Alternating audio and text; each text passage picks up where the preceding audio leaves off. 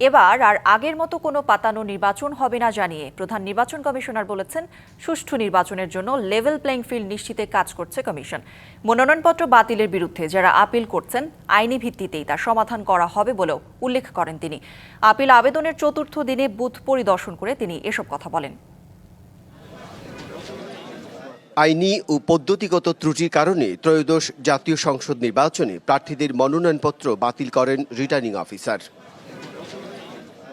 স্বতন্ত্র প্রার্থীদের ক্ষেত্রে 1% ভোটারের সমর্থন, ঋণ বা বিল খেলাফি, হলফনামায় তথ্য গোপন বা ভুল তথ্য উপস্থাপন, দ্বৈত নাগরিকত্ব, আয়কর সংক্রান্ত জটিলতা এবং দলীয় মনোনয়নের সঠিক কাগজপত্র না থাকায় প্রার্থীদের মনোনয়নপত্র বাতিলের অন্যতম কারণ। আমি স্বতন্ত্র প্রার্থী, ঢাকা 18, এখানে ওই 1% সিগনেচারের বিষয় ছিল।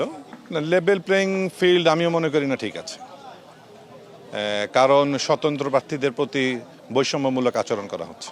আমরা সব কাগজ সংশোধন করে পরে দেখা গেল যে যারা 1% বলেছে যে অনুসন্ধান ঠিক হয়নি তদন্তে, কিন্তু পরে তাদের সাথে যোগাযোগ করে বা এমনি জানা গেল যে ওনারা অফিস থেকে করে মন গড়া একটা রিপোর্ট দিয়েছিলেন।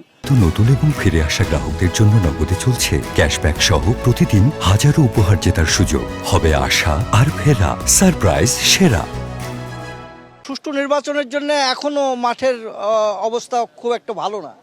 আর বিশেষ করে আইন শৃঙ্খলা তো যেখানে সেখানে মারামারি, কাটাকাটি, হত্যা এগুলো তো হচ্ছেই। রাজধানীর আগারগাঁওয়ে নির্বাচন কমিশন ভবনে আপিল গ্রহণের চতুর্থ দিনেও আবেদন করেন অনেকে। এদিন সকালে এই কার্যক্রম পরিদর্শন করেন প্রধান নির্বাচন কমিশনার।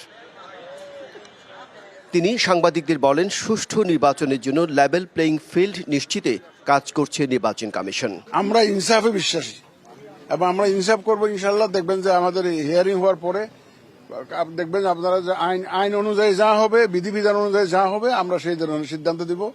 এবং আইন তো সবার জন্য সমান, সবাই তো মানতে বাধ্য হবো। কোনো পাতানো নির্বাচন হবে না, রাজপথে আমারও দরকার হবে না।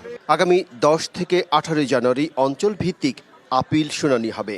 এর মাধ্যমেও প্রার্থিতা ফিরে না পাওয়া গেলে উচ্চ আদালতে যাওয়ার সুযোগ থাকবে। Bijan Kumar Das, DBC news, Dhaka.